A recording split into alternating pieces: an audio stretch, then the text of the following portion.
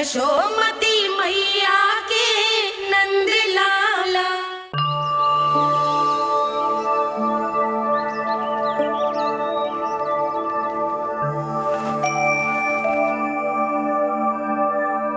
आज तुम्हारे छोटे भाई की जन्म नक्षत्र पूजा और उत्सव है,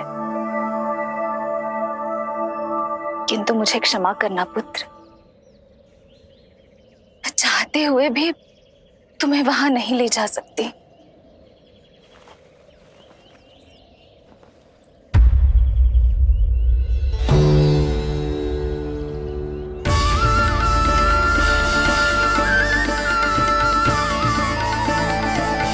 अरे यशोदा, अरे तुम्हें आने की क्या आवश्यकता थी? मैं आ ही रही थी ना। चलो, पूजा का मुहूर्त बीता जा रहा है, चलो।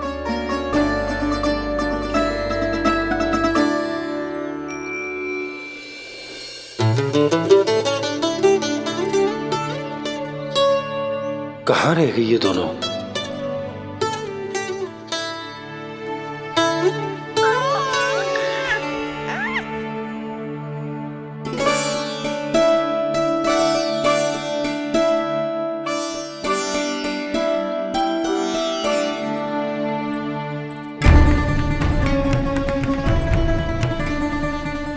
तेरी मैया को क्या हो गया लल्ला? जाते समय तो इतनी उत्साहित थी और आते हुए मुंह इतना उतरा हुआ है जैसे किसी ने इसकी बछिया खोल दी। मैया बड़ी माँ के दुख से दुखी है बाबा। सब कुछ ठीक तो है?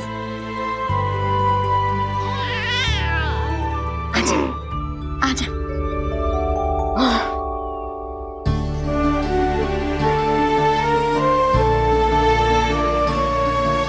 आपके मन की इच्छा मैं बहुत अच्छी तरह समझ रहा हूँ बड़ी माँ। बस एक ही इच्छा है मन में कि मैं भी ये पूजा, ये उत्सव, ये सब कुछ अपने पुत्र के लिए कर पाती।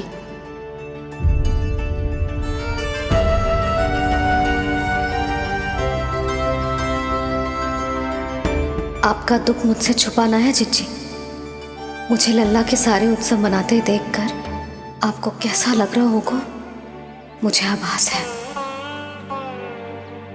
चिंतित ना हो मैया, आज का ये शुभ दिन बड़ी माँ की दुविधा का समाधान लेकर आएगा।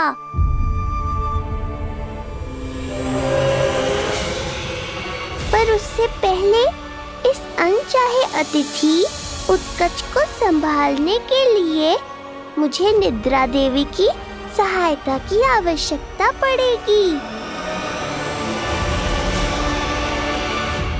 आ जाइए निद्रा देवी, यही समय है आपको दिए हुए वचन को पूरा करने का।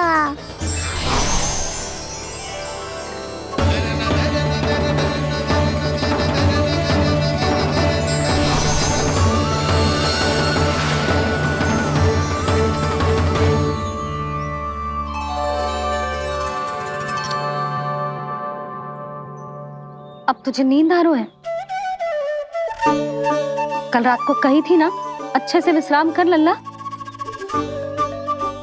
जो तो सोगा, ऐसे तो सुलाने में इतनी उठा पटक करा तो है। अब देखो। नंदराज जी, रानी जी, पूजा की सारी तैयारियां हो गई हैं। अब विधि आरंभ कीजिए। पंडित जी, लल्ला बहुत गहरी नींद में सो गया है। जे पूजा में लल्ला की आवश्यकता नहीं है, बस आप दोनों हैं तो पूजा हो जाएगी। यशोदा, तुम लल्ला को उचित स्थान पर सुला दो, व्यर्थ ही यहाँ इसकी नींद टूटेगी। चल लल्ला, आजा।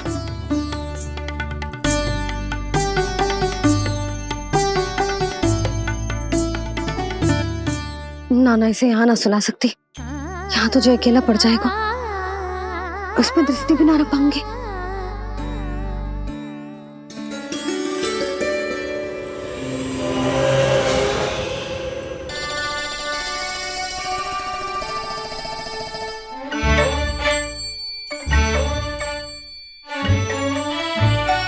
यहाँ सुलाया तो जे सारी की सारी आके इसके साथ खेलने लगेंगी, शांति से सो भी ना पाए कुछ।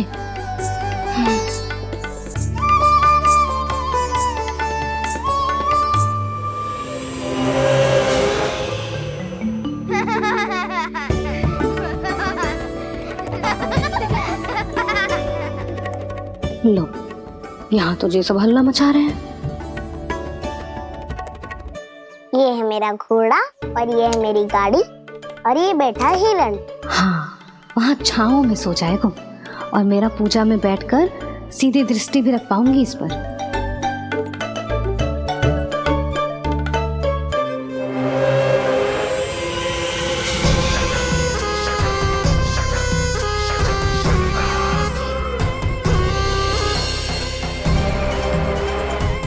लगा था बहुत श्रम करना पड़ेगा इस बालक तक पहुंचने के लिए, किंतु ये तो हिरण का वो शावक निकला जो अपना वध करवाने के लिए स्वयं ही सिंह के माथ तक पहुंच गया है।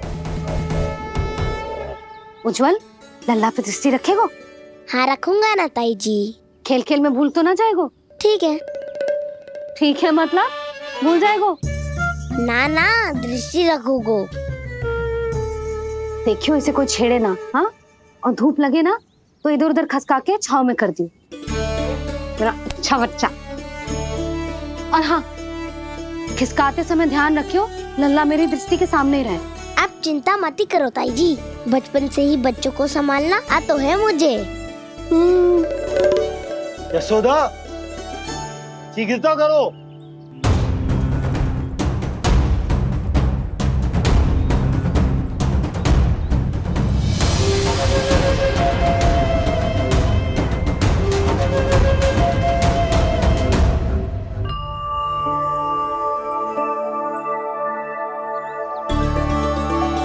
ओम शांति शांति।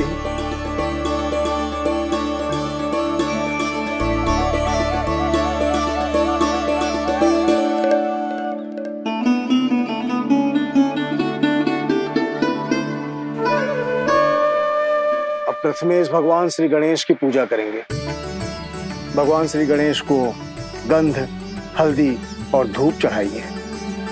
परम धाम परम ब्रह्म परेशम परमेश्वरम विघ्न निघ्नकरम शांतम पुष्टकांतम।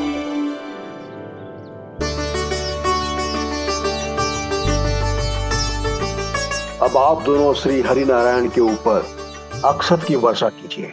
लीजिए। मंगलम भगवान विष्णु मंगलम गरुड़ध्वजा मंगलम पुंडरीकांक्षा मंगलाय तनोहरि।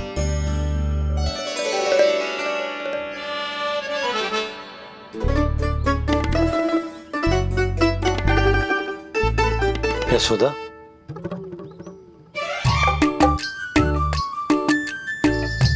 क्षमा करेगा पंडित जी।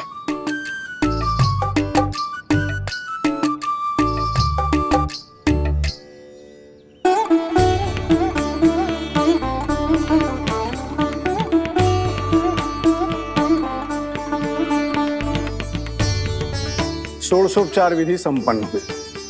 अब आप दोनों आंखें बंद करके प्रेम पूर्वक इष्ट देवता से लल्ला के स्वास्थ्य, हित और दीर्घायु के लिए प्रार्थना कीजिए। परम धाम परम ब्रह्म परेशम परमेश्वरम विघ्न निघ्नकरम शांतम पुष्टकांतमनंतकम सुरासुरेंद्र सिद्धेंद्र स्तुतमस्तौमि परात्परम सुरपति दिनेशम च गणेश कलायनम इदं स्तोत्रम महापुण्यम विघ्नशोकहरम।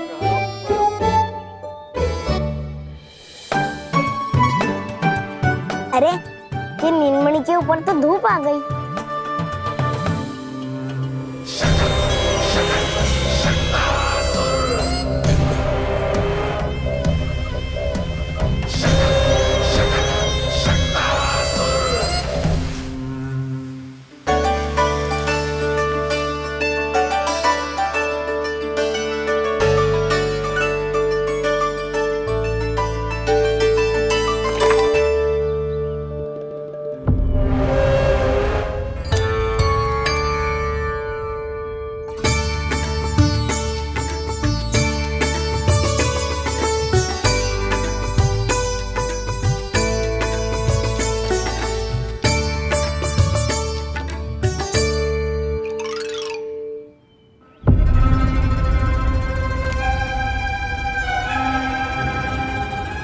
तो बार बार आ रही है नीलमणि पर, किंतु ताई जी की बात भी माननी है।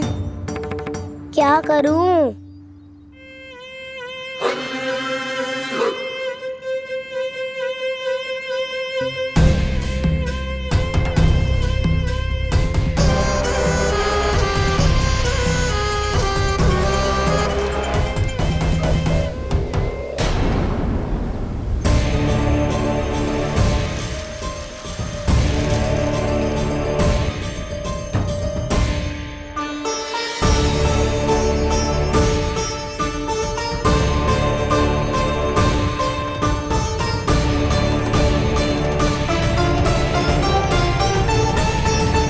जे उज्जवल भी ना एक कार्य ठीक से ना कर सकता, कहाँ है लल्ला?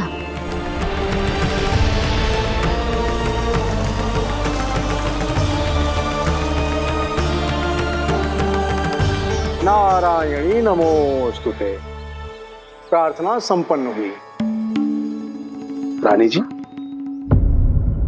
रानी जी कहाँ चली गई?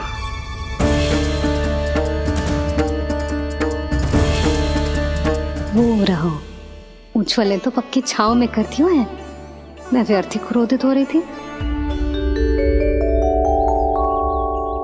यशोदा, पूजा का संकल्प लेने के पश्चात ऐसे उठकर जानो ठीक ना है।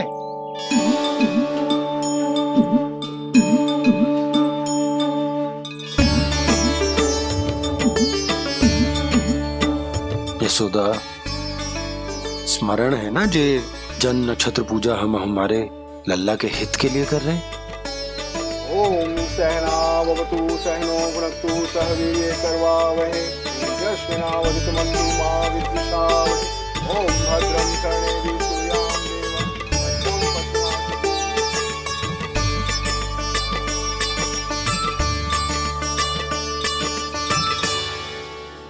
अरे वाह, अब तो मेरा कार्य और भी आसान हो गया।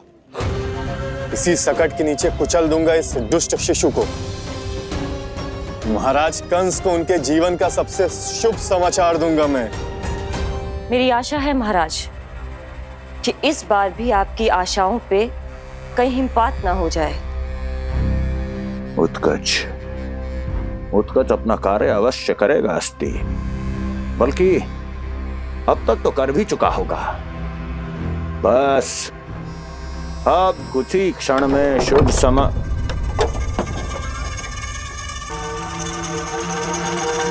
लो, आ गया मेरा शुभ समाचार।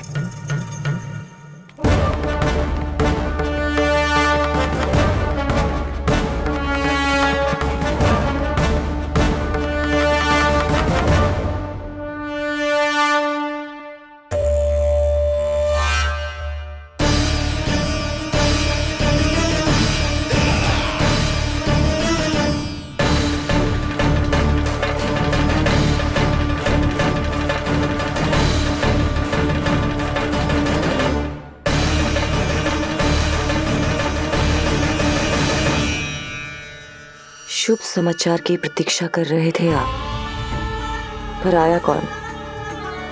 अपशगुन। देवकी, वसुदेव, तुम दोनों यहाँ कैसे? मथुरा नरेश, हम दोनों आपके पास एक विनती लेकर आए।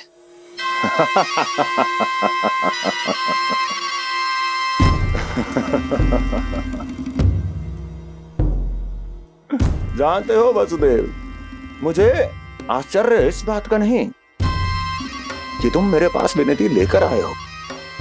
मुझे आश्चर्य इस बात का है कि तुमने ये सोच भी कैसे लिया कि तुम्हारी विनती यहां स्वीकार करी जाएगी। मैं जानती हूं आपके हृदय के किसी कोने में हमारे बचपन की स्मृतियां अभी भी जीवित है। आपको स्मरण है, मैं आपकी वही बहन हूं जिससे आप इतना प्रेम करते थे कि अपना सब कुछ। बस सीधा सीधा बोल, क्या चाहिए तुझे? अधिक कुछ नहीं महाराज, हम दोनों एक बार गर्ग ऋषि के दर्शन करना चाहते हैं। महल से बाहर जाना चाहते हैं ये। महाराज, इन्हें इतनी छूट देने की आवश्यकता नहीं है। पर आपको ये सुनकर अच्छा नहीं लगेगा महाराज कि आपकी बहन और आपका बहनोई आपसे कुछ छुपा रहे हैं। मेरे दुखों का भार मेरे सहन शक्ति से अधिक हो गया था, इसलिए बहुत साहस बटोर कर आई हूं। अपनी छोटी बहन की इस छोटी सी विनती को अस्वीकार मत कीजिए भैया।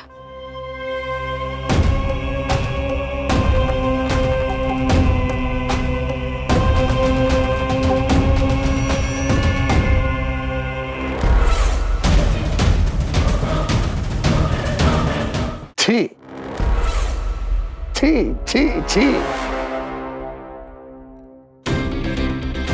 कैसा भाई हूं मैं। मेरी बहन और मेरा बहनोई सामने खड़े हैं और मैं एक अभिमानी सम्राट की तरह इस सिंहासन पर बैठा हूं। छी, नहीं नहीं, ऐसे हाथ जोड़कर मुझे लज्जित ना करें। अरे हाथ तो मुझे जोड़ने चाहिए आप दोनों के सामने। ए देवकी, क्या तेरा भाई इतना निर्दयी है क्या? अरे तेरी एक छोटी सी इच्छा भी स्वीकार नहीं करूंगा क्या? क्या चाहती है? गर्ग ऋषि के आश्रम जाना है तो जा। कुंवर जी, आप तनिक भी चिंता मत कीजिए। कंस अपने परिवार की इच्छा पूरी नहीं करेगा तो किसकी करेगा? आप बस यात्रा की तैयारी कीजिए। आपकी यात्रा का प्रबंध शीघ्र ही हो जाएगा। धन्यवाद मथुरा नरेश। बहुत बहुत धन्यवाद भैया।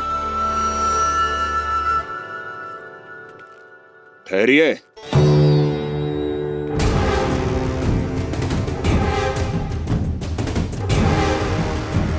अरे आप दोनों को अकेले कैसे जाने दूं? चिंता रहती है मुझे। दसों दिशाओं में शत्रु हैं मेरे। कहीं कुछ अनहोनी घटित हो गई तो? कुंवर जी, आप एक काम कीजिए, आप दुर्जन को साथ ले जाइए।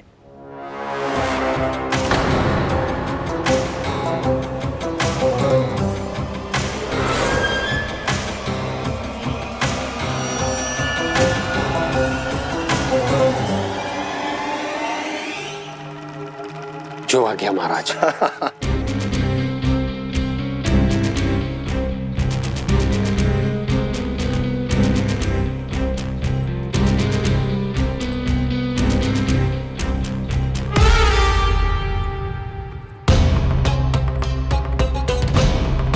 आपने इन्हें जाने की आज्ञा क्यों दी स्वामी? मेरा सुझाव क्यों नहीं माना आपने? हर समय तुम्हारा सुझाव मानना आवश्यक नहीं है प्रिय। जाल बिछा दिया है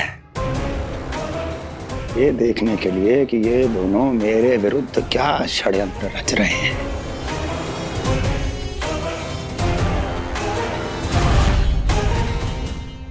पूतना और सूक्ष्म बुद्धि की तरह मैं तेरे जाल में नहीं फंसूंगा विष्णु अवतार।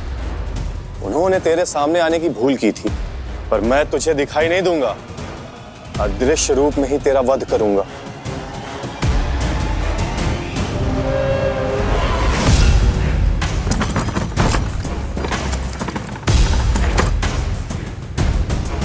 तेरी मां तुझे साधारण से धूप से बचाना चाहती थी। क्या दशा होगी उसकी जब मैं तुझे इस सकट के नीचे कुचल दूंगा।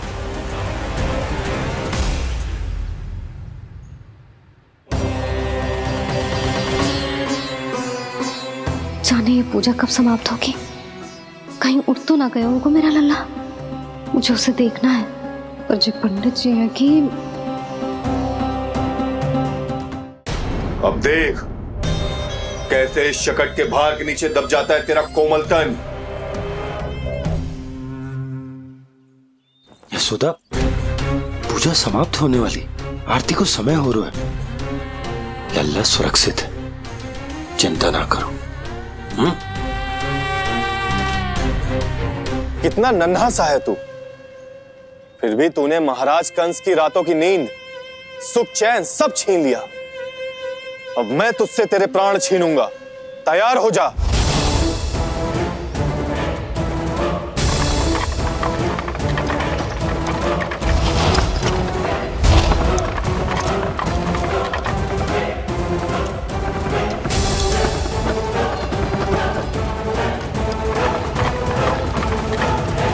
ये क्या हो रहा है?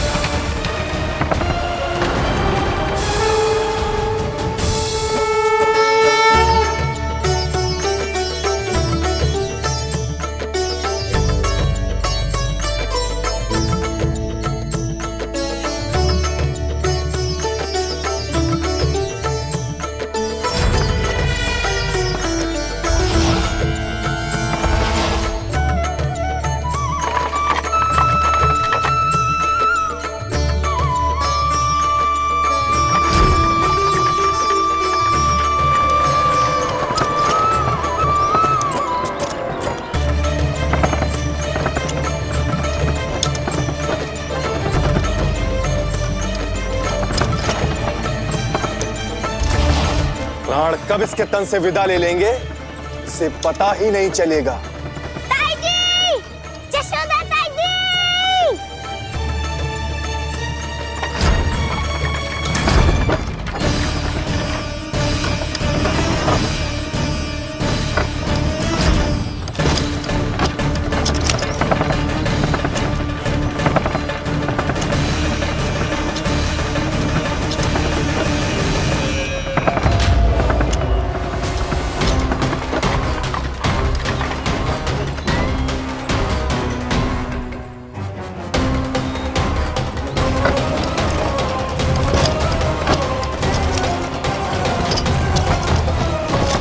निद्रा देवी, समय हो गया है।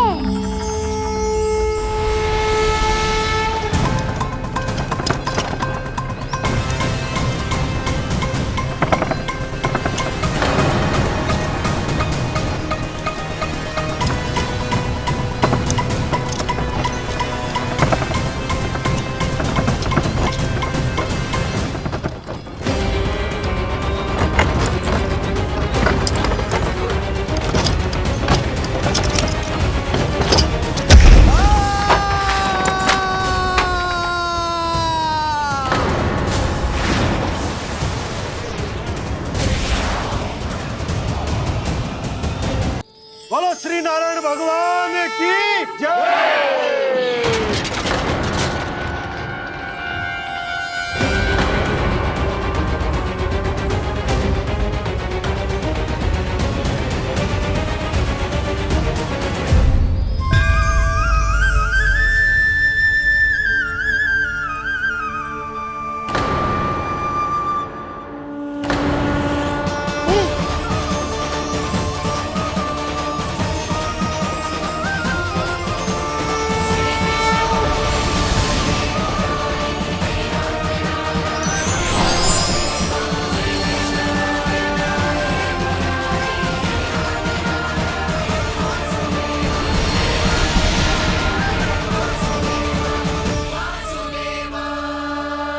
प्रभु,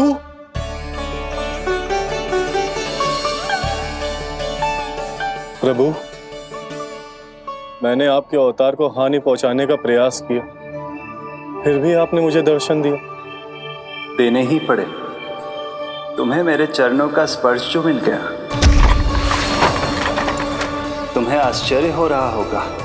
एक साधारण से स्पर्श से तुम्हें वो मिला जो बड़े से बड़े ऋषियों को भी कठिन से कठिन तपस्या के बाद भी नहीं मिलता।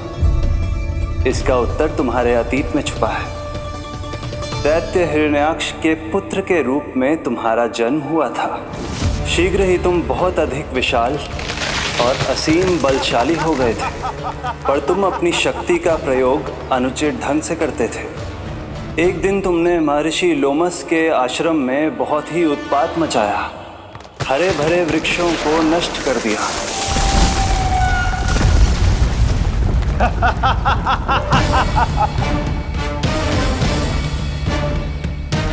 देख क्या रहे हो ऋषिवर? ये विशाल वृक्ष भी मेरे इस विराट तन के आगे कुछ भी नहीं है। जिसे स्वयं अर्जित तक नहीं किया, उस तन पर इतना अभिमान। तो सुन ले, जिनसे तेरा तन बना है, उन्हीं पंच तत्वों में इसी क्षण ये विलीन हो जाएगा। ये मेरा श्राप है तुझे, मेरा श्राप है तुझे।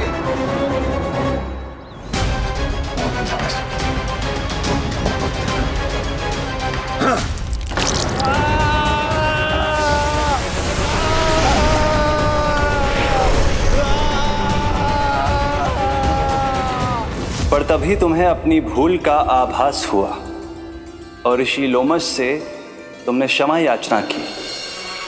क्षमा करे ऋषिवर, क्षमा करे। मैं मूर्ख, अभिमानी हूँ, अज्ञानी हूँ, परंतु आप तो दया के सागर है। कृपा करे ऋषिवर, कृपा करे। बिना तन के मैं कैसे जीवित रह पाऊंगा?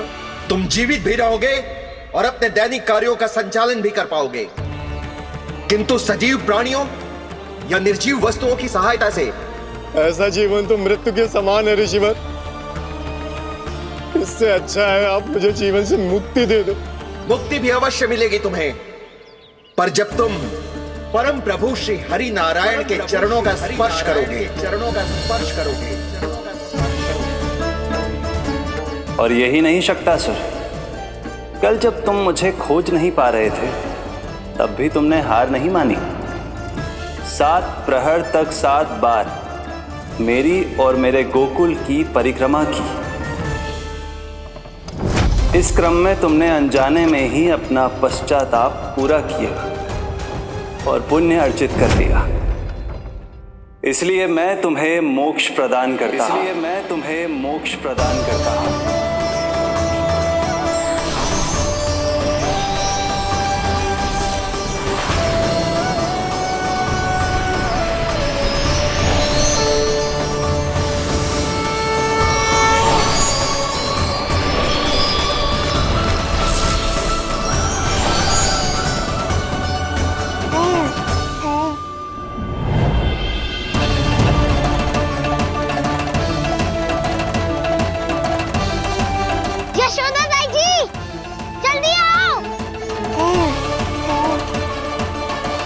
नीलमणि, मेरा लल्ला।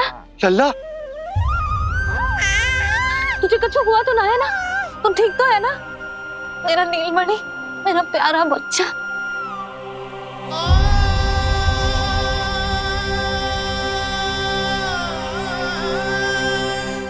भोला, बंसी, ये सब क्या है?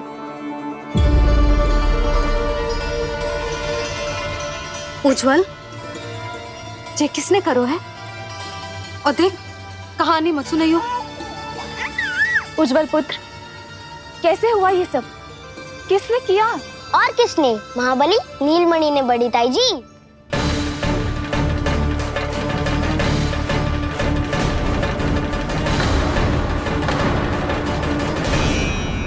जी क्या बोल रहे हो?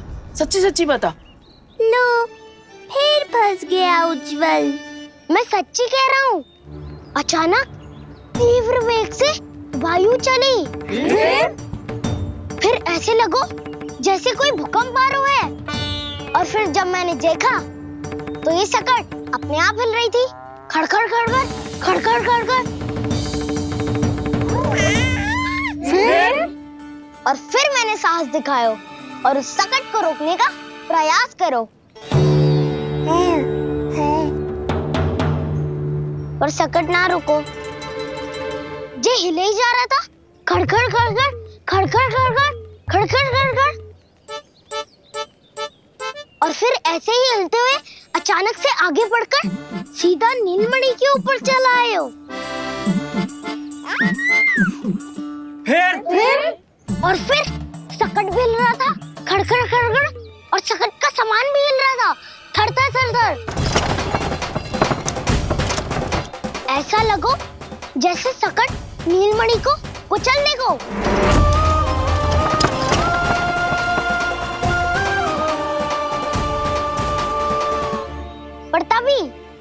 जे जाग गए हो, इसलिए खींचकर अपने पाँव का प्रहार करो और जीत गया सकट आकाश पे।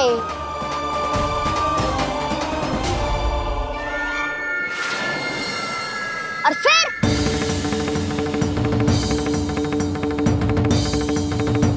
धड़ाम, सब भूमि पे गिरकर चकनाचूर।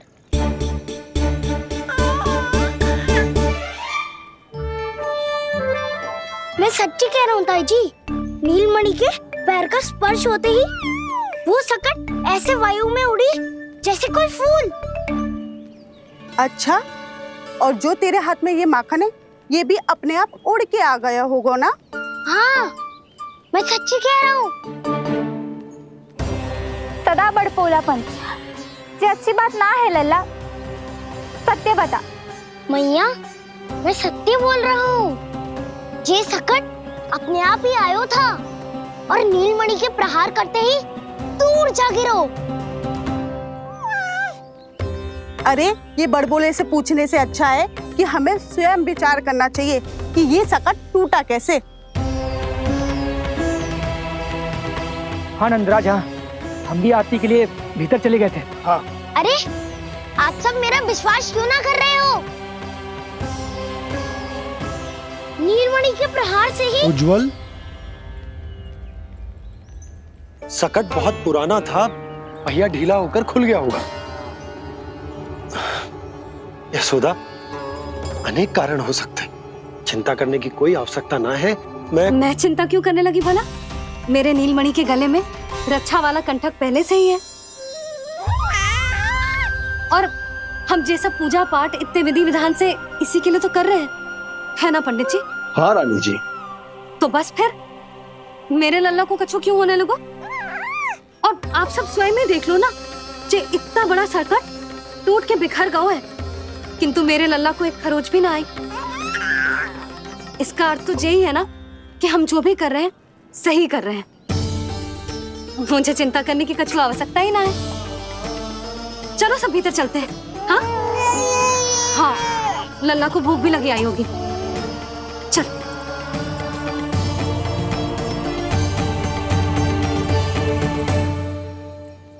नंदराज जी, अब हमें भी आज्ञा दीजिए। प्रणाम पंडित जी।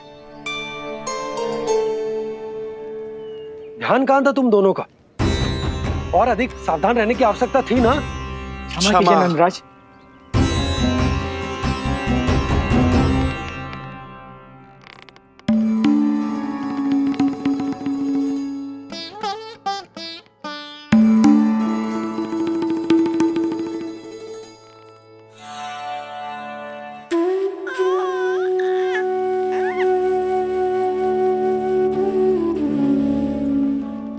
यशोदा, क्या हुआ? बोलो ना, क्या सोच रही हो? मुझे बहुत चिंता हो रही है जीजी। मेरे लल्ला के साथ कुछ ना कुछ दुर्घटना होती रहती है। अरे, अभी बाहर ही तुम सबको समझा रही थी, अब भीतर आते ही क्या हो गया तुम्हें? बाहर समझाने वाली मैं ना थी जीजी, वो तो गोकुल की रानी जसोदा थी, किंतु भीतर से मैं अपने नीलमणि की मैया हूँ, बस। और एक मैया को कितनी चिंता होती है, से आपसे अधिक कौन जान सकता है। बहुत बड़ा धक्का लगा है मैया को इस घटना से। अब तो ये मेरी रक्षा के लिए और भी अधिक चिंतित हो जाएंगी। यंत्र का कंठक, पूजा पाठ, इतने सारे प्रहरी, सुरक्षा के प्रबंध, यदि इतने सबके बाद भी मैं अपने लल्ला की रक्षा न कर पाई तो मुझसे अधिक अभागी कौन हो सकती है? मैं तुम्हारे मन की दशा समझती हूँ यशोदा। इसी चिंता के कारण ही तो मैंने आज तक अपने पुत्र को छुपा कर रखा है। मैं जानती हूँ जीजी, मैं समझती हूँ। मैंने तो नीलमणि के लिए इतने सारे संस्कार भी करो हैं, पूजा पाठ की है, किंतु आपने तो मैंने तो आज तक अपने पुत्र का एक भी संस्कार नहीं किया है। आंसू पोंछ लीजिए बड़ी माँ, शीघ्र ही सब कुछ ठीक हो जाएगा। जब मैंने उसे जन्म दिया उसके बाद से आज तक न उसे घर के बाहर लाई हूँ न कोई संस्कार किया है। मैं तो उसका नामकरण भी नहीं करवा पाई हूँ यशोदा। उसके जन्म के समय स्वामी ने यह संदेश भिजवाया था कि उस कंस को हमारे पुत्र के बारे में तनिक भी भनक नहीं पड़नी चाहिए। तब से आज तक भय के छाव में जीती आई हूँ कि वो कंस कहीं हमारे पुत्र को भी ना मार दे, जैसे देवकी के सारे संतानों को मार दिया है। ये आशंका कभी सत्य नहीं होगी बड़ी माँ, मैं हूँ ना। माँ अपनी संतान के मन की बात बिना कहे ही समझ जाती है। आप भी समझ जाओ ना मैया।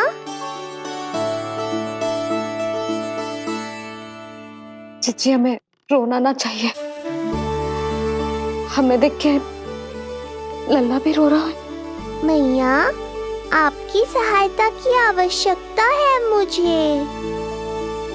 मुझे ऐसे क्यों लग रहा है जैसे लल्ला मुझसे कुछ कहना चाह रहा है। दाऊ को हम सबसे दूर कब तक रखेंगे बड़ी माँ? ये सोच रहे होगो कि अब तक आपने इसके दाऊ को छुपा के क्यों रखो है। मैं उनसे मिलना चाहता हूँ मैया। चिची, कितना मन करता होगा ना इसका अपने दाऊ से मिलने का। और आपके लल्ला का भी तो मन करता होगा ना कि अपने छोटे भाई को मिले। कितनी बातें करते हैं हम दोनों की इनके सामने। हाँ यशोदा, मैं भी अपने पुत्र को नीलमणि के बारे में सब कुछ बताती हूँ। तो बस फिर हमें साथ साथ रखिए ना। मेरा आधा हिस्सा है वो, उनके बिना मैं अधूरा हूँ मैया। ये दोनों भाई एक दूसरे के बिना अधूरे हैं जीजी। हमें इन दोनों को साथ ही रखना चाहिए। आप ही सोचो, यदि नीलमणि की रक्षा होगी तो आपका लल्ला भी तो सुरक्षित रहेगा। तुम सच कह रही हो यशोदा। हमें इन दोनों को मिलाना चाहिए और साथ में ही रखना चाहिए, सुरक्षित। तब तो शीघ्र ही पंडित जी को बुलाकर हमें शुभ मुहूर्त निकलवाना चाहिए।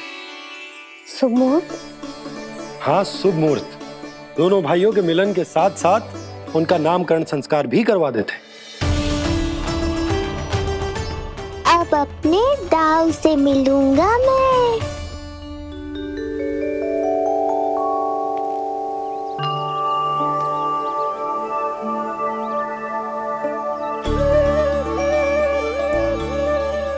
ऋषिवर की दिव्य आभा के कारण ये वातावरण कितना शुद्ध, कितना पवित्र लग रहा है ना।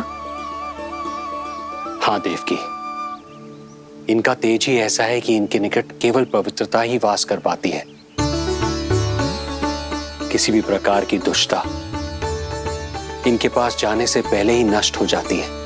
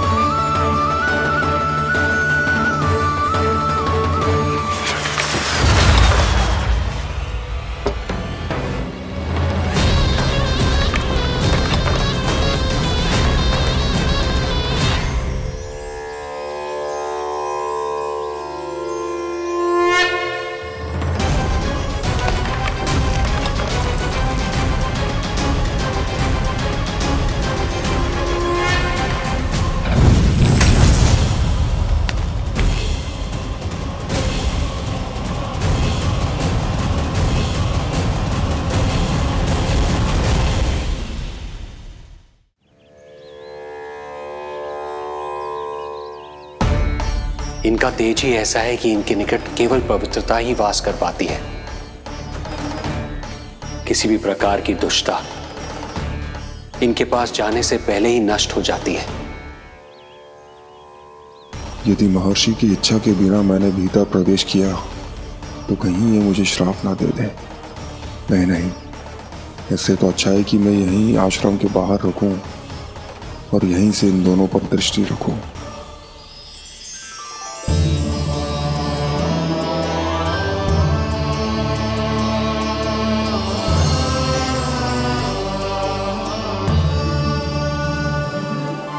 आपके आने का आभास हो गया था राजन। गुरुदेव, जो संतानें हमने खो दी है उनका श्राद्ध करवाने की विनती लेकर हम आपके पास आए हैं। आपका आना व्यर्थ नहीं जाएगा राजन, परंतु मुझे आभास हो रहा है श्राद्ध कर्म इस भेंट का एकमात्र कारण नहीं है।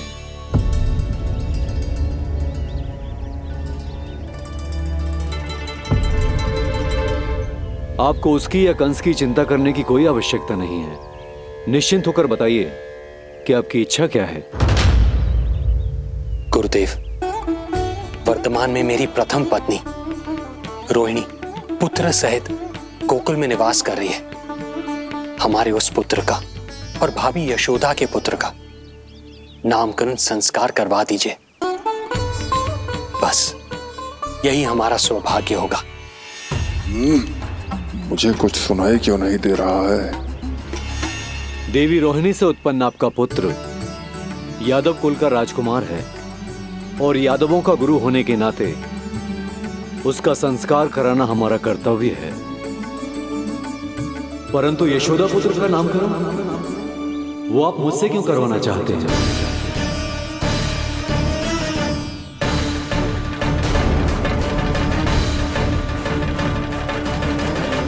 गुरुदेव, सत्य ये है कि रुक क्यों गई रानी देवकी? आपके मन में जो कुछ है कहिए। ये कैसी दुविधा में फंस गया मैं। यदि मैंने गुरुदेव को यशोदा पुत्र का सत्य बताया तो कंस को भी पता चल जाएगा, और यदि नहीं बताया तो कहीं ऐसा ना हो कि ऋषिवर ही बुरा मान जाए। लगता है आप दोनों की दुविधा मेरे अनुमान से भी बहुत बड़ी है। अपनी या अपने पुत्र की कुंडली लाए हैं राजन? जी गुरुदेव, अपनी कुंडली है मेरे पास। देवकी,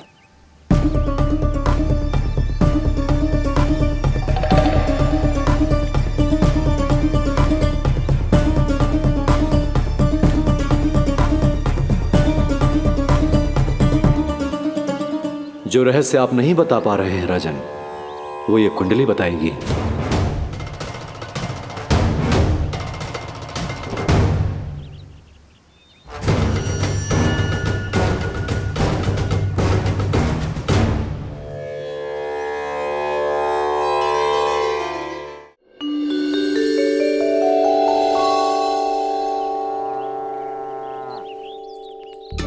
लल्ला, बता कैसी है जगदा? मैया को हो क्या गया है आज? देख, सही सही बताइयो।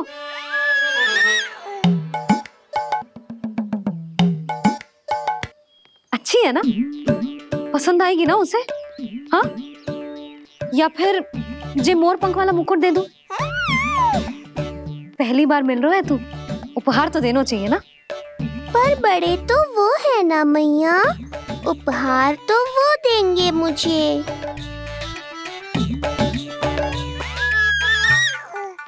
ना ना, मोर पंख वाला मुकुट तो मेरे लल्ला का है ना, जे ना दे सकते। तेरे जैसा कोई कंठक या चांदी वाला कड़ा दे दूं? हाँ?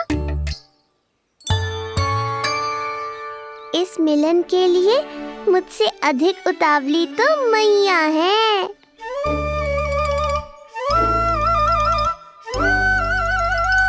अच्छा, जे उपहार छोड़, तू तो जे बता कि तू उसे बुलाएगा क्या कह के? अन्य सभी के जैसे बड़े भैया या गांव वालों के जैसे दद्दा बुलाएगो, या फिर बड़े नगरों में जैसे बुलाते हैं ज्येष्ठ भ्राता बुलाएगो, या फिर प्रेम से बुलाएगो ताऊ? दाऊ बुलाएगो ना?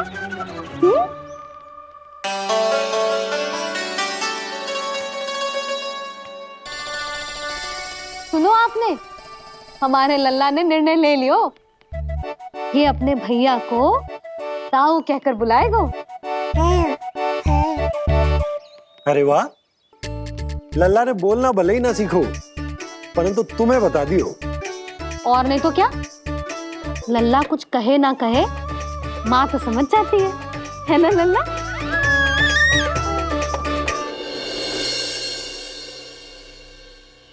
और इसने दाऊ वाली बात पे हाँ भी की है। हाँ हाँ तो सदानंद जी ने भी कर दी है।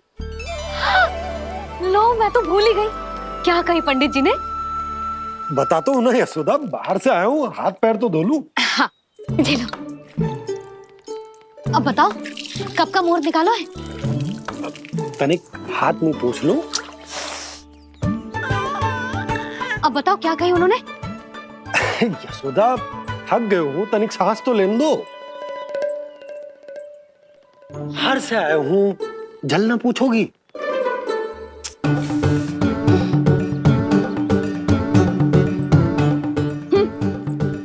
अब बता दो जी।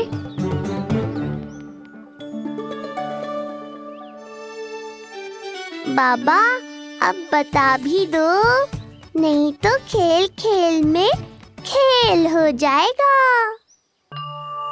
हाँ बताओ।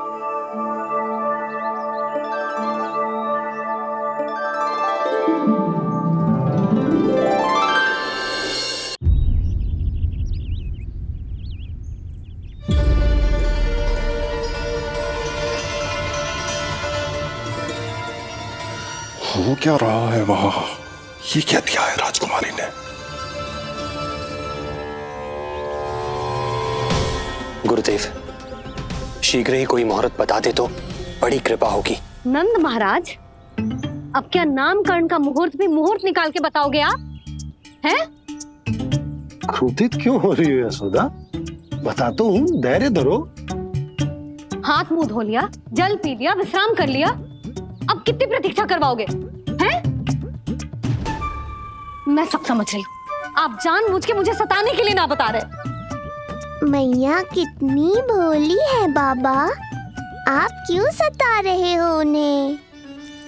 बस बस बस, इतना भावुक होने की आवश्यकता ना है। बता तो, पंडित जी ने बताया है एक बहुत ही शुभ मुहूर्त आने वाले सप्ताह में ये है।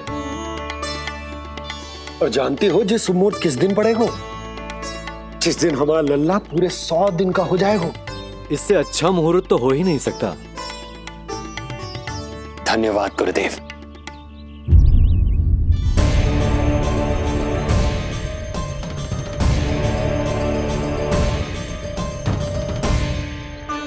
क्या हुआ गुरुदेव? कुछ समस्या है क्या? जो सत्य सारे संसार को पता है और जो संकेत ये कुंडली दे रही है, दोनों में विरोधाभास है राजन।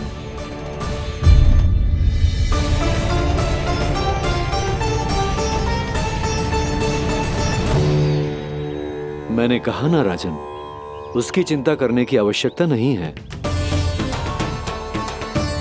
ये कुंडली मुझसे कह रही है कि आपके भाग्य में केवल पुत्र थे। आपके भाग्य में केवल पुत्र थे, तो पुत्री कैसे हुई? इस कुंडली के अनुसार आपकी दोनों पत्नियों के एक एक पुत्र जीवित हैं।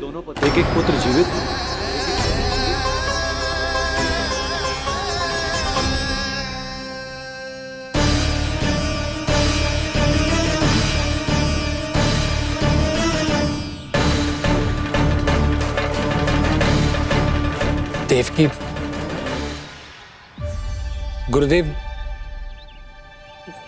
गुरुदेव मैं कुछ कैसे? कहने की आवश्यकता नहीं है राजन, मैं जानता हूं मेरे प्रश्नों के उत्तर कहां मिलेंगे। अरे कौन से प्रश्न और कैसे उत्तर? किस बारे में बात कर रहे हैं? ये लोग जो भी बात कर रहे हैं वो मुझे सुनाई क्यों नहीं थी? सही समय की प्रतीक्षा कीजिए राजन, आपके दोनों कार्य पूर्ण होंगे।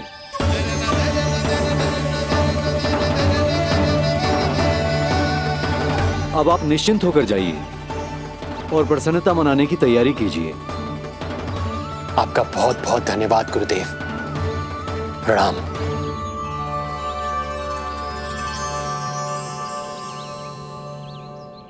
सच्ची? पहले नारायण को धन्यवाद दूं कि लल्ला को सूचना दूं? कुछ समझ में ना आ रहा। लल्ला, मैं अभी आया।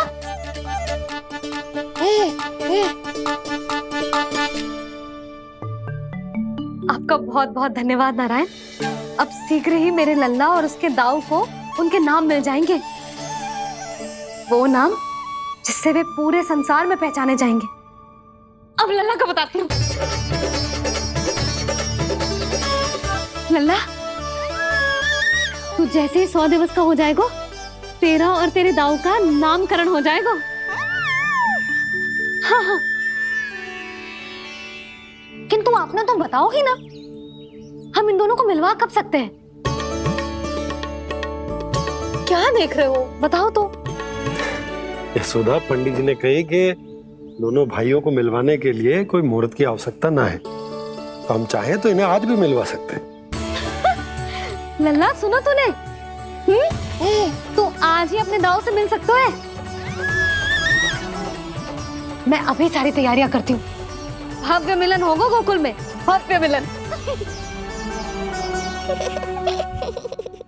कुंडली के अनुसार इन दोनों के 8 पुत्रों में से 2 जीवित बचे हैं। पहला तो रोहिणी पुत्र है, पर दूसरा कौन है? और वो कन्या कौन थी जिसे कंस ने मारा था? वासुदेव की कुंडली में अभी तक पुत्री योग बना ही नहीं है।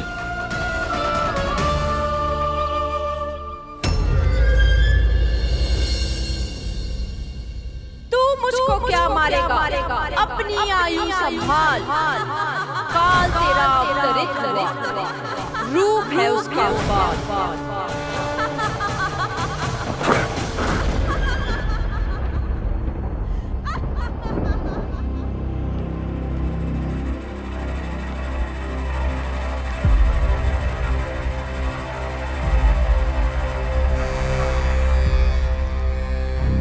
आधी रात को इस तरह से उठकर बैठे हुए हैं आप स्वामी। मैं ये तो नहीं जानती कि किस बुरे स्वप्न ने आपकी नींद छीन ली है, परंतु इतना अवश्य जानती हूं कि जो सूचना ये गुप्तचर लेकर आया है, इसे सुनकर आप रात भर सो नहीं पाएंगे।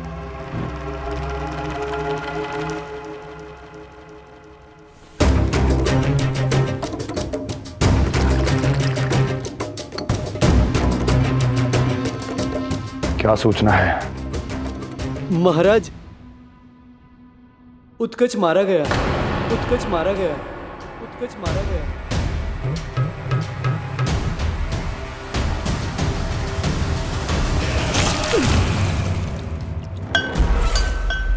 सूद वूद खो गए हो क्या अपनी? जो दिखता ही नहीं उसे मारा कैसे जा सकता है? इसने स्वयं देखा था महाराज। जिस शकट में समाकर शक्तासुर उस बालक को कुचलने वाला था, आपके शत्रु ने उसी शकट को चकनाचूर कर दिया।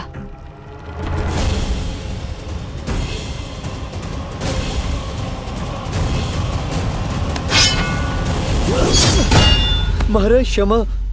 लगता है आपके सैनिक और तलवार दोनों की धार कुंद पड़ गई है महाराज।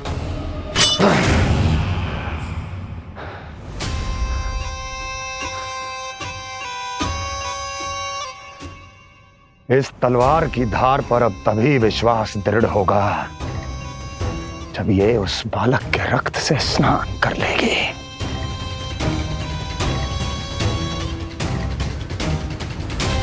और कैसे? कैसे?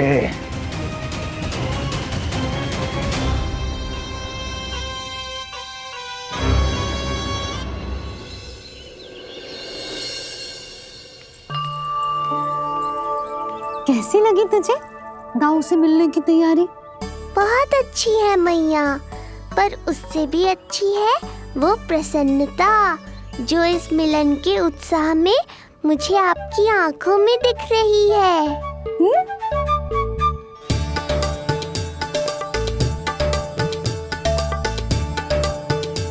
यशोदा, तुमने तो दो भाइयों के मिलन को भी त्योहार बना दिया। हाँ तो जे किसी त्योहार से कम थोड़ी ना है। जे शुभ दिन दोनों भाई के मिलन को पूरा गांव देखेगो। तो फिर अब बड़ी मैया को बुलाओ ना मैया। जशोदा जी, रोहिणी जीजी इतनी प्रतीक्षा क्यों करवा रही है? इतने दिवस से छुपा के रखे हो लल्ला को, अब तो शीघ्रता करनी चाहिए ना, है ना भाभी? प्रतीक्षा अवश्य की है, किंतु फल भी तो मीठा मिलेगा। आती होंगी रोहिणी जीजी।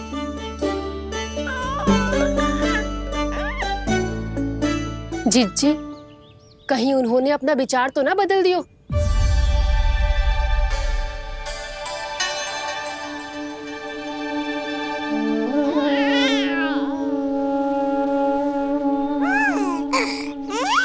कितनी शीघ्र चिंतित हो जाते हो आप सब।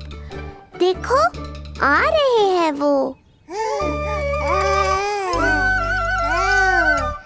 लाल छुपा रखने को विवश थी नियति की सताई,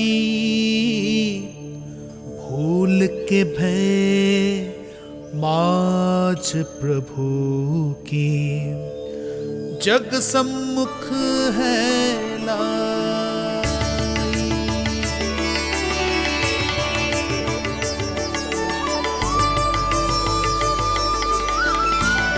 देखो तो कितनी मधुर मुस्कान है। और आंखें कैसी गंभीर और गहरी है।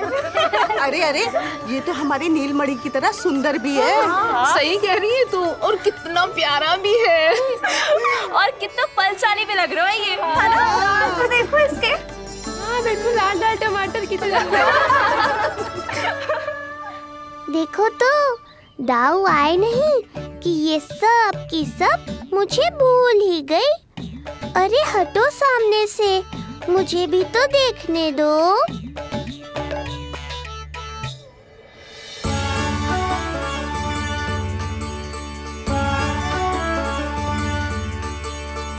मैया सहायता करो ना।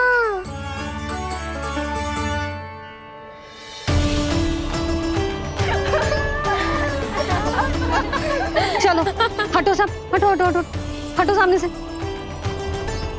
चलो दोनों भाइयों को एक दूसरे से मिलने तो दो।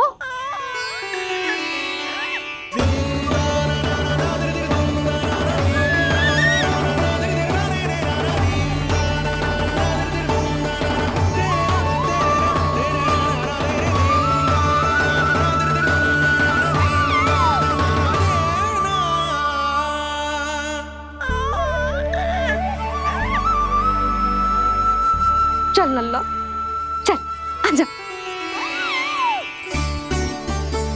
देख लल्ला, आ गए जे तेरे भैया, तेरा दाऊ।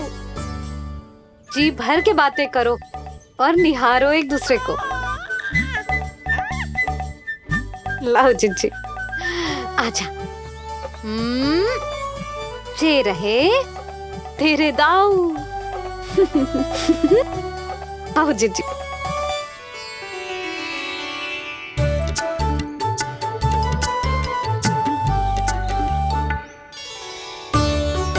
स्वागत है दाऊ। कितनी प्रतीक्षा के बाद अब जाकर आपसे भेंट हुई है।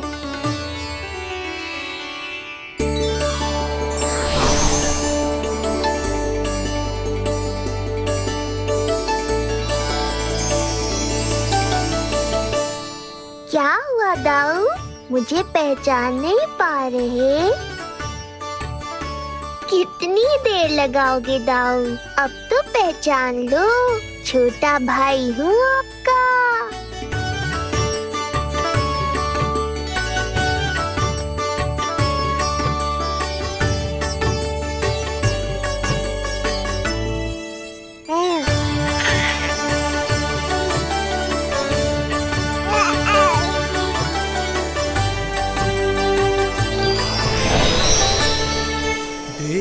प्रभु को भक्त शेष की आंखें है भर आई,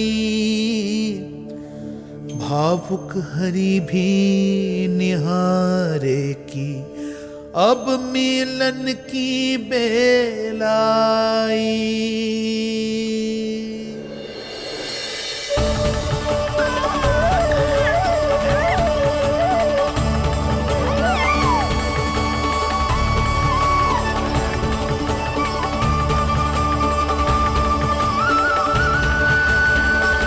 प्रभु, आपके दर्शन पाकर मैं धन्य हो गया।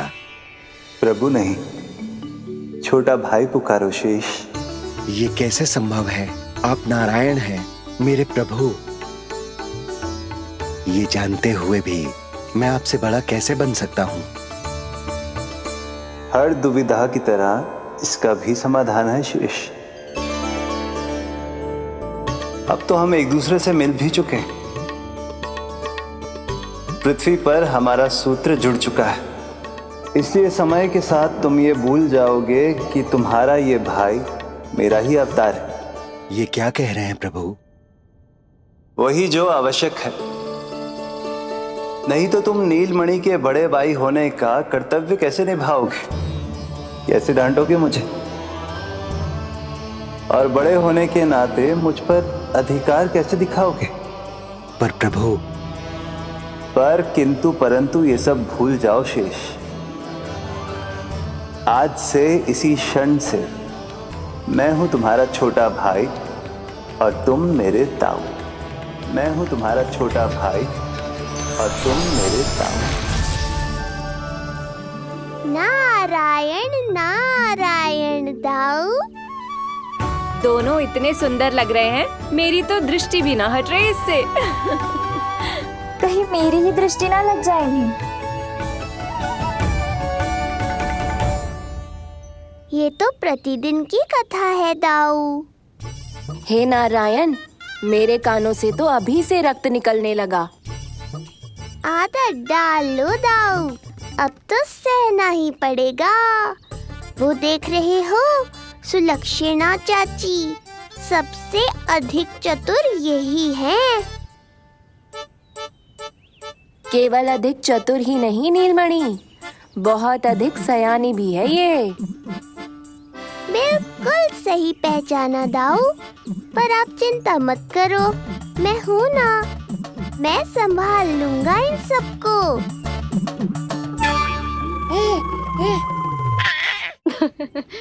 देखो तो जिज्जी, इन दोनों की दृष्टि एक दूसरे से ऐसी चिपक गई है कि अब हटने का नाम ही ना ले रही।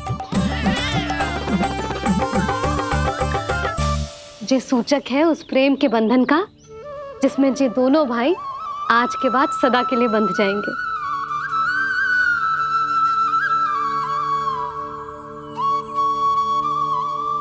मुझसे भूल हो गई यशोदा। मैंने इन दोनों को पहले ही मिलवा देना चाहिए था।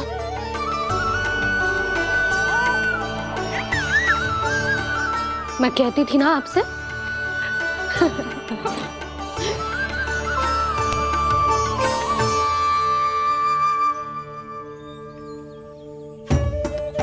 आई मैं।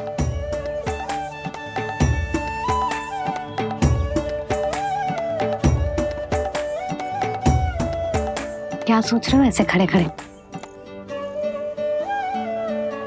देख रहा हूं दोनों भाइयों का ये मिलन किसी त्योहार से कम थोड़ी ना। सही कहा था तुमने।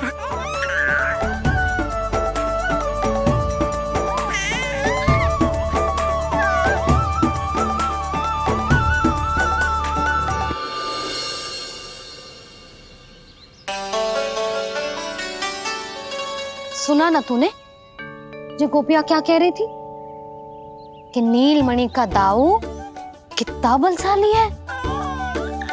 इसका तो यही अर्थ हुआ ना कि नीलमणि अपने दाऊ जितना बलशाली ना है। अब समझा मैया कि आज मुझसे इतना व्यायाम क्यों करवाया जा रहा है। पर मुझे पता है मेरा नीलमणि सबसे अधिक बलशाली है। हाँ। उज्जवल ने कही थी ना, नीलमणि ने यूं उड़ा दिया था काले कौवे को मथुरा की ओर। और उज्जवल ने तो ये भी कही थी कि नीलमणि ने अपने पांव से सकट पे प्रहार भी किया था। कैसे किया था प्रहार? कैसे किया था? लग गई मैया को। कैसे किया था? फिर से बता कैसे किया था?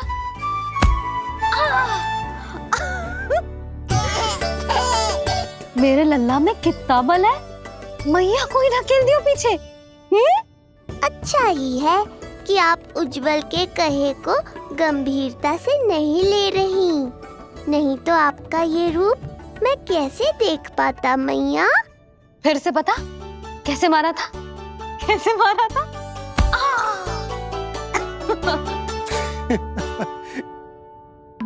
लल्ला तू बड़े के जैसे कब से हंसने लगो?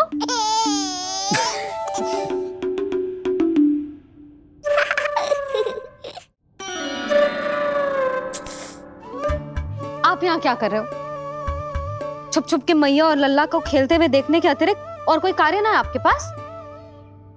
कार्य तो है,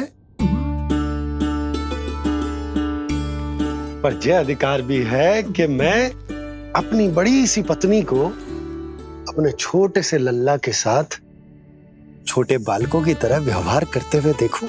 हाँ? अब देख लियो ना, अब जाओ अपना कार्य करो। कार्य तो कर लूंगा, परंतु मेरा पेट मुझसे कह रहा है कि इसे भूख लगी। भूख लग गई? भोजन का समय होगा। अभी लगाती हूँ भोजन।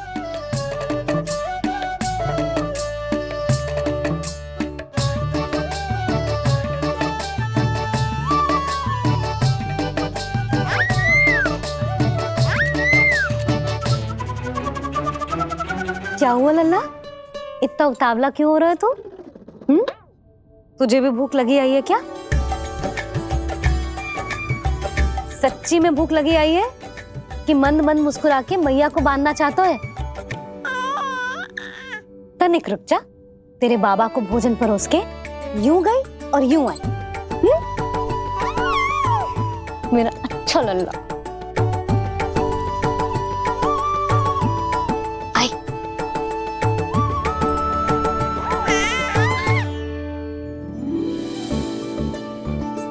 आज केवल रोटी है खाने में?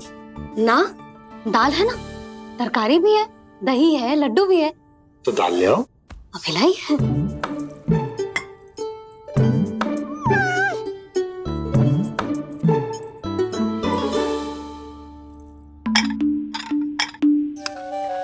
अवश्य भूख ही लगी होगी उसे। यशोदा, दही नहीं दाल। क्षमा करना, भूल हो गई।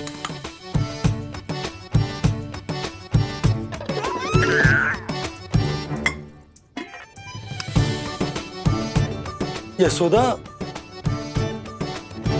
दाल दाल।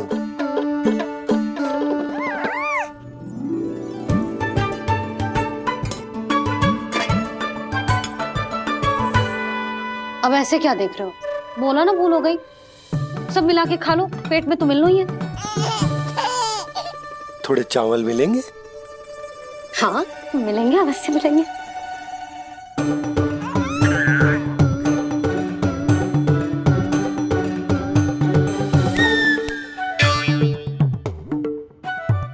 लड्डू नहीं, चावल।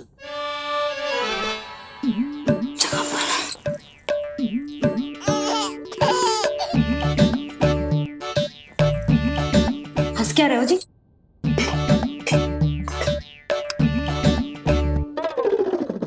आज व्यायाम भी बहुत कस के करवाओ था मैंने, कहीं अधिक भूख तो ना लगी होगी। सच्ची है सुधा,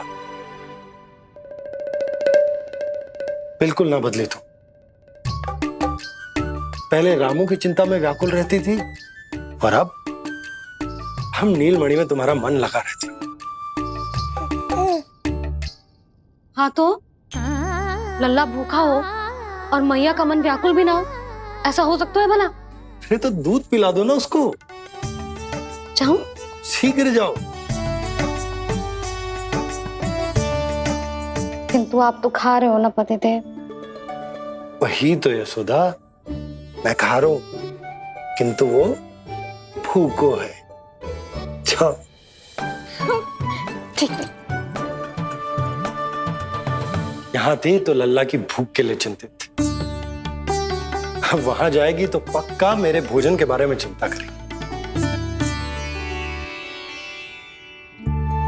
कहीं आधी ही भूख में ना उठ जाए तेरे बाबा, उन्हें कुछ और चाहिए होगा तो। सही कहा था बाबा ने, वहाँ मेरी चिंता थी, यहाँ बाबा की चिंता है। सच्ची मैया अनोखी हो आप। अरे इतने से पेट भर गया तेरा? ना, ये वाली मुस्कुराहट तो मत ही दिखा मुझे। इतनी शीघ्र तेरा पेट भर ही ना सकता। मैया जानती है अपने लल्ला की भूख।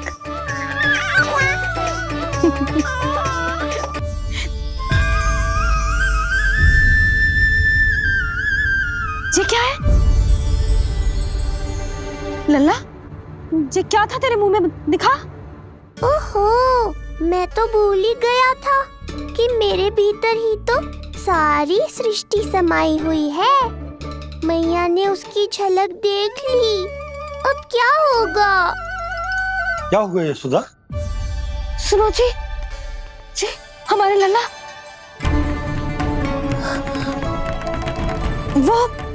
वो इसके मुंह में। क्या? भूल जाओ ना मैया, कुछ नहीं था मेरे मुंह में। लल्ला मुंह खोल के बाबा को दिखा। अरे क्या देख रही है उसके मुंह में? अवश्य ही मेरा दृष्टि भ्रम होगा, किंतु ऐसा भ्रम। अरे बताओ ना यशोदा, या फिर मुहूर्त शीघ्र ना बताने की बात का प्रतिशोध ले रही हो तुम? ना ना, ऐसी बात ना है। तो फिर बताओ ना क्या बात है? हा? मैंने लल्ला के मुंह में कुछ देखो। क्या देखो? अब फंस गया मैं।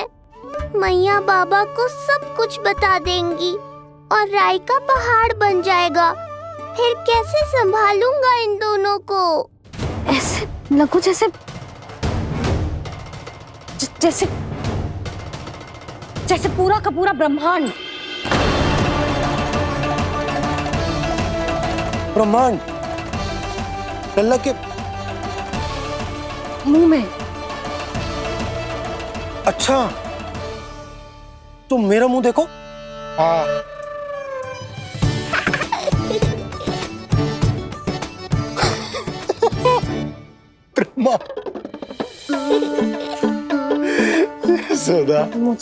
मुझे पता था आप मेरा उपहास उड़ाओगे। अरे नहीं, तुम देखो तो सही।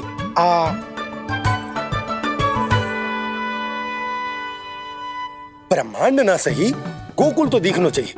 अरे गोकुल को राजा हूं मैं, है कि ना? है? देखो, अरे देखो तो। धन्यवाद बाबा, आपने इस बात को गंभीरता से नहीं लिया, इसलिए अब मैया भी नहीं लेंगी। आज तो बचा लिया आपने। आज के बाद ना आपको कुछ बताऊंगी ही ना। आप जाओ, नामकरण उत्सव की तैयारी करो। और हाँ, इस बार भी उत्सव छोटा ही करना है, जे तो मत ही बोलना आप। हाँ। अब इसे कैसे समझाऊं कि हम कोई भी उत्सव बड़ा ना कर सकते? व्यर्थ ही कंस की दृष्टि पड़ जाएगी हम पर।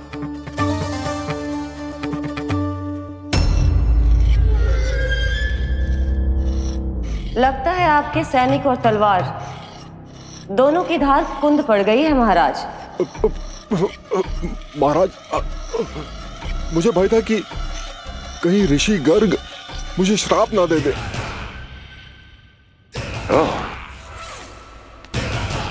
तो श्राप से भयभीत हो गए दुर्जन, किंतु कंस तो कोई श्राप नहीं देता, सीधा मृत्यु देता है। ऐसा न करें महाराज, दया करें, दया निदान। यदि मैं उनकी इच्छा के विरुद्ध भीतर जाने की कोशिश करता तो जितनी सूचना मुझे मिली है उतनी भी नहीं ला पाता। तब आपको कैसे पता चलता महाराज कि आपकी बहन और बहनोई मात्र अपनी मृत संतानों के श्राद्ध के लिए वहां नहीं गए थे?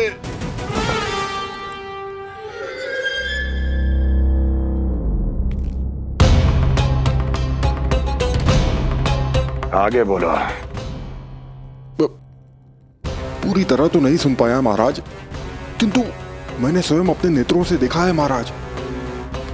राजकुमारी देवकी ने ऋषि गर्ग के हाथ में कुछ दिया था। ये सत्य है महाराज, और ऋषि गर्ग ने उन दोनों को वचन भी दिया था। सही समय की प्रतीक्षा कीजिए राजन, आपके दोनों कार्य पूर्ण होंगे। महाराज, मैं आपका सबसे विश्वसनीय सेवक हूं। आपके हर आदेश का पालन करना मेरा अधिकार है, और मैंने अपने अधिकारों का पालन किया भी है महाराज। किंतु फिर भी यदि मेरी ओर से कोई भूल हुई हो, मुझे क्षमा करे दया निदान, मुझे क्षमा करे। इसका अर्थ है कि उत्कच सही कह रहा था।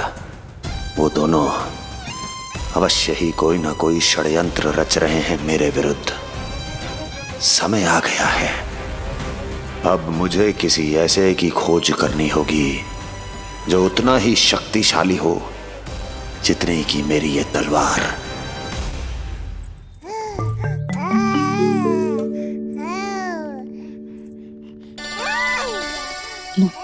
अभी से पुकारने लगो जी, अभी तो आई हूँ रसोई में।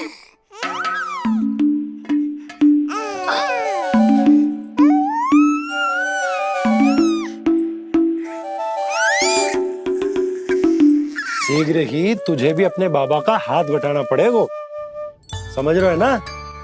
बटाएगा ना हाथ? अभी जो 100 दिन का भी ना हो और जिस नन्हे से बालक को काम काज का भार सौंपने की बात करने लगे। काम का नाम सुनते ही मुख से स्वर ना निकल रहे तेरे। अभी तो बड़ा ऊ कर रहा था। बता, हाथ बटाएगो के ना? अरे बता ना।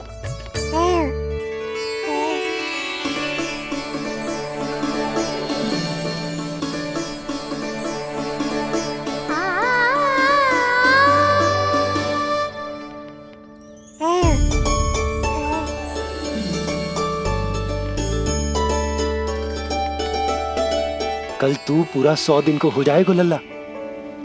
पंडित जी आएंगे, तुझे नया नाम मिलेगा। देखो तो मन में तो इनके भी कितना उत्साह भरो है, बस दृष्टि में मैं ही आती हूँ। और कल तुझे वो नाम मिलेगा लल्ला जिससे पूरा संसार तुझे पहचानेगा।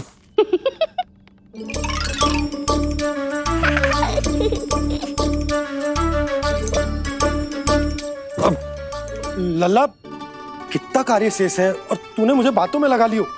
मुझे क्यों फंसा रहे हो बाबा? छुपाने की कोई आवश्यकता ना है। जितनी उत्साहित मैं हूँ उतने ही उत्साहित आप भी हो इसके नामकरण को लेके, पता है मुझे। लल्ला के नामकरण पे उसके बाबा उत्साहित ना होंगे? बिल्कुल होंगे, इसीलिए तो कह रही हूँ अपना उत्साह बांटो अपने लल्ला के साथ। मैं अभी आई। अच्छा, ऐसे तो तुम लल्ला को छोड़ के कहीं ना जाती। अभी कहाँ चली? रोहिणी जिज्जी के पास, और कहाँ? लल्ला और उसके दाव के नामकरण की तैयारी करनी है कि ना?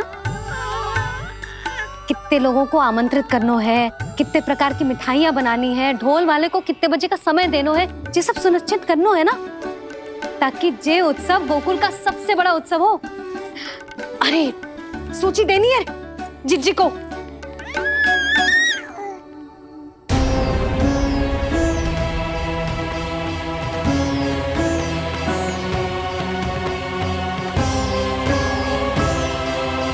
सबकी कोई आवश्यकता ना है। आवश्यकता ना है मतलब? कहना क्या चाहते हो आप? मैं ये कहना चाहता हूं कि यशोदा, सत्य तो ये है कि हमें दुख में ना अत्यधिक दुखी होना चाहिए और ना सुख में अत्यधिक उत्साहित। प्रसन्नता कितनी भी क्यों ना, हमें उत्सव संयम से ही मनाना चाहिए। इतने वर्ष संयम ही तो रखा था ना नंद जी। ये समय संयम का ना आनंद से बावले हो जाने का है। यशोदा, हम आयोजन छोटा ही करेंगे। मैं कुछ सोच समझ कर ही तो कह रहा हूं। पर क्यों? मुझे भी तो समझाओ। हर बात समझाने की ना होती है यशोदा। अच्छा, पति पत्नी में भेद हो तो है? ठीक, मैं कोई भेद ना रखूं। जो भी अब तक मैंने तुम्हें ना बताया है वो सब बताऊं। ओहो, क्या कर रहे हो बाबा? कंस के बारे में कुछ बता मत देना मैया को। वो मंगला है ना, उसने आज शाम को ही बछड़ा दियो और भाद्रपद का मास लगभग बीतने को ही है, तो धीरे धीरे शरद ऋतु आ जाएगी, दूध की हानि भी कम हो जाएगी। हाँ? और वो सरजू है ना, उसको बैद जी ने पूरे पखवाड़े का विश्राम के लिए कहा है। क्यों? क्योंकि वो ठाट से गिर गए थे और गिरते समय उसे भीतरी चोट लग गई थी। अरे बस बस बस, ये सब मुझे क्यों बता रहे हो? इसका नामकरण से क्या संबंध? तुम्ही ने तो कही ना कि पति पत्नी के बीच में कोई भेद ना होता। तो मुझे जो भी बात पता है मैं तुम्हें बताऊंगा। कितनी समझदारी से बात बदल देते हो आप। और भोली भाली मैं आपकी बातों में आ जाती हूँ और इस सब में असली बात तो रह ही जाती है। किंतु आज बात मेरे लल्ला की है। उत्सव तो विशाल ही होगा और इस बारे में कछु और ना सुनूंगी मैं। आप लल्ला का ध्यान रखो, मैं जा रही हूँ रोहिणी जीजी के पास। यशोदा,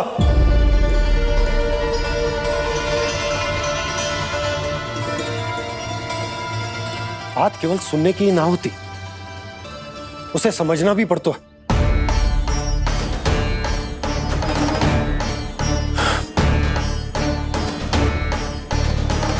विश्वास है ना मुझ पर? मैं कुछ सोच समझ कर ही कर रहा हूँ ना। उत्सव तो छोटा ही होगा।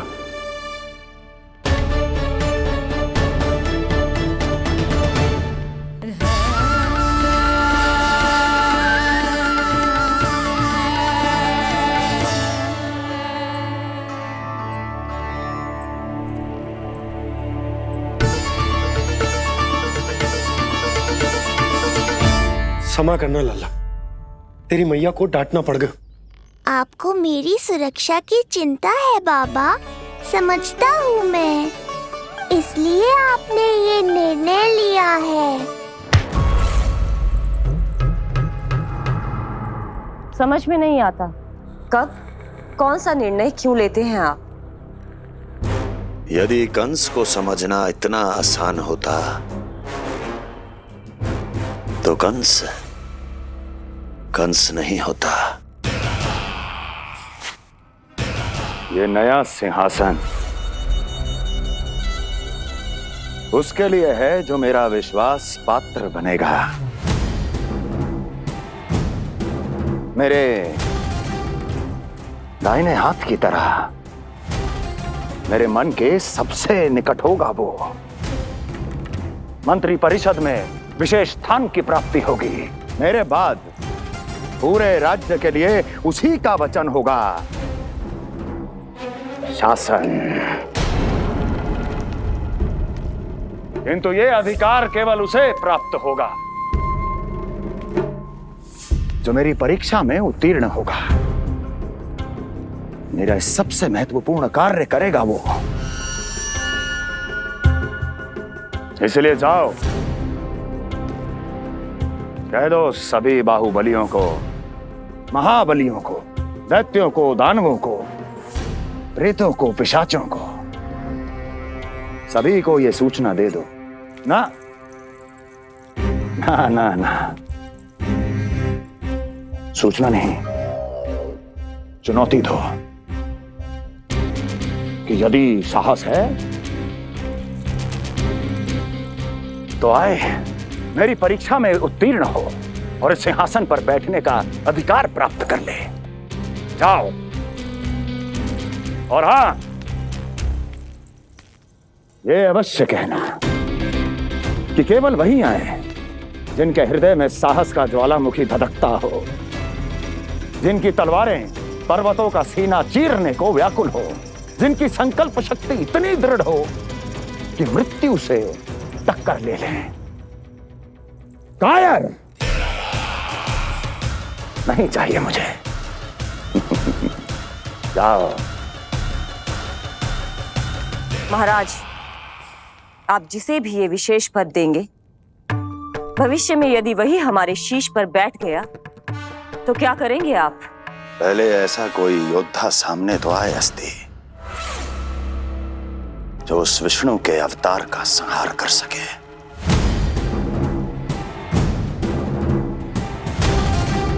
और जहां तक प्रश्न है हमारे शीश पर बैठने का, तो स्मरण रखो अस्ति, कंस को अच्छी तरह आता है ऐसे दुस्साहसियों को बीच दरबार में खड़ा करके अपनी उंगलियों के संकेत पर नृत्य करवाना। ता दीर्घ ता। और अपना कार्य सिद्ध होने के बाद उनके तन से उनके शीश को उतारना कंस को भली भांति आता है।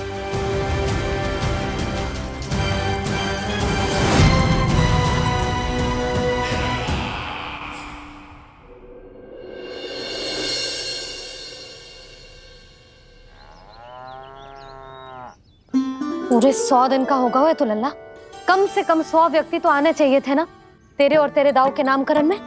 हाँ, अब तुम मुस्कुरा क्या रहो है? तू ही बता, जे भवन देख के लग रहा है कि यहाँ कोई उत्सव है? बिना अतिथियों के कैसा उत्सव और कैसा आनंद, तू ही बता। पर मैं करूं भी तो क्या? पता है लल्ला, मुझे तो लग रहा है तेरे बाबा ना कंजूस होगा है। नहीं तो भला और क्या समस्या हो सकती है उन्हें बड़े आयोजन से? अरे गोकुल के राजा का लल्ला है तू, राजकुमार। यदि तेरा आयोजन बड़ा ना होगो तो भला किसका होगो?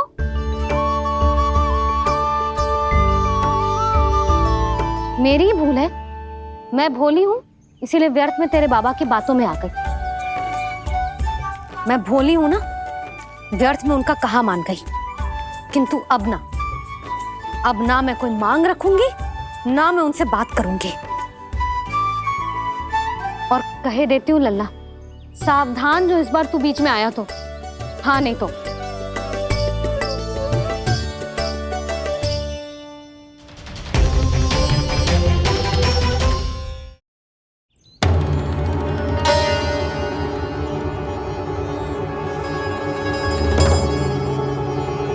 क्या होगा? हाँ, सब ठीक तो है ना? आप इतनी चिंता में क्यों हो जी? कुछ बुरी सूचना तो ना मिली? अब जे मत ही कहना कि जे भी मुझसे छुपाना पड़ेगा। जो भी है मुझे बताओ। पंडित सदानंद जी महाराज वो नामकरण के लिए ना आ सके। उनकी बिटिया के पांव भारी, उसे लिवाने वो समझाने गए। ये तो शुभ समाचार है।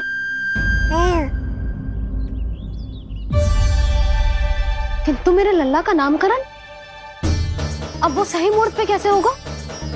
वही तो समझ ना आ रहा। ऐसे मन छोटा करने की आवश्यकता नहीं है मैया बाबा। आप दोनों तो स्वागत की तैयारी करो, आ रहे हैं वो।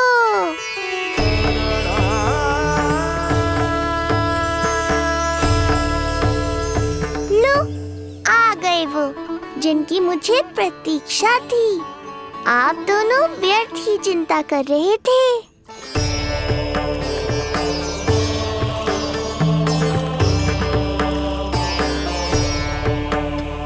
अब कौन करेगा मेरे लल्ला का नामकरण? ऋषि गर्ग, नंदराज, रानी भाभी, महान ऋषि गर्ग हमारे गांव में पधारे हैं।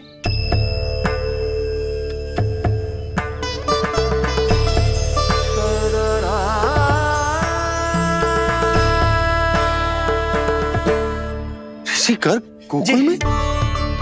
हाँ नंदराज, और कह रहे थे उन्हें यादव राज वासुदेव जी ने भेजो है रानी जी के पास। अरे तो तुम लोग खड़े खड़े क्या देख रहे हो? जाओ उनके सत्कार की तैयारी करो। जी यशोदा, उनके स्वागत की तैयारी करो। सुनो जी, वो तो यादवों के कुलगुरु है ना, रोहिणी जीजी के यहाँ आए हैं, हमारे यहाँ आएंगे। आप देखती जाओ मैया, वो सीधे हमारे घर ही आएंगे।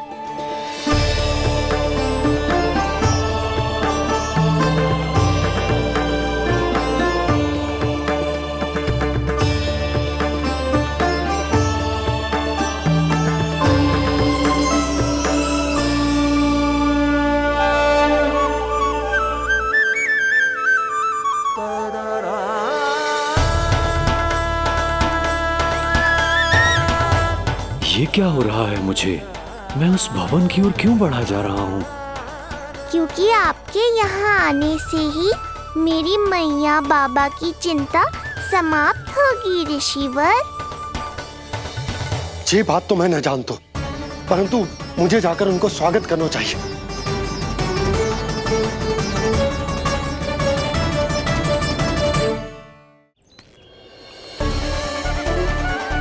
गुरुदेव, कल्याण हो। भगवान श्री नारायण के महान भक्त आज हमारे गांव में पधारे। हमारा जीवन सफल है गयो आज। वो भवन आपका है नंदराज? आपके शुभ चरण पड़ेंगे तो हमारा जय भवन पवित्र हो जाएगा। इतने बड़ी ऋषि अगर हमारे घर पधारेंगे तो हमारे तो भाग्य ही संवर जाएंगे। मैया आपके दर्शन को तरस रही है ऋषिवर, संकोच मत कीजिए, अब आ भी जाइए। पधारिए गुरुजी। न जाने क्यों मेरे पांव अपने आप ही आपकी भवन की तरफ जाने को व्याकुल है नंदराज। पधारिए गुरुदेव, आइए।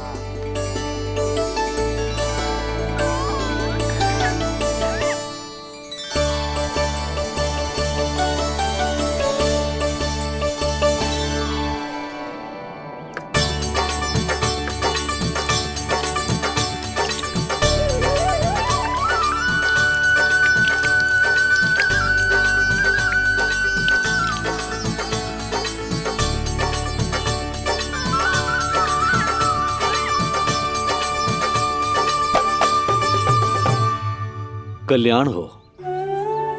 पधारिए।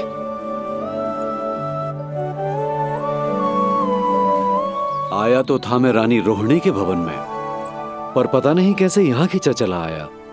विराजिए गुरुदेव। महाराज, आप इसे भी रोहिणी जीजी का ही घर समझिए, मैं अब भी बुलाकर लाती हूँ। महाराज, ये हमारा सौभाग्य है कि आपने यहाँ आना स्वीकार किया। कहिए, क्या सेवा करूं मैं आपकी? मुझे आपके भाई वासुदेव ने भेजा है नंदराज।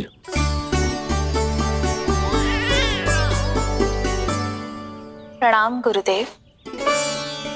स्वामी जी ने आपसे इतनी दूर आने का आग्रह किया है, अवश्य ही कोई बड़ा कारण होगा। कारण तो है, आपके पुत्र का नामकरण करने आया हूं मैं यहाँ।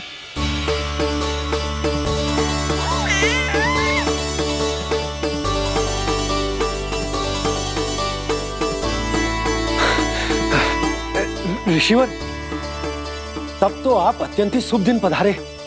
आज का ही मुहूर्त निकलो है भाभी के लल्ला और हमारे लल्ला के नामकरण के लिए। हम तो पंडित जी गांव से बाहर हैं, इसीलिए आप। अब तो आप यहाँ आ गए हो, आप हमारे भी लल्ला का नामकरण कर दो ना। पुत्री, ये क्या कह रही हो तुम?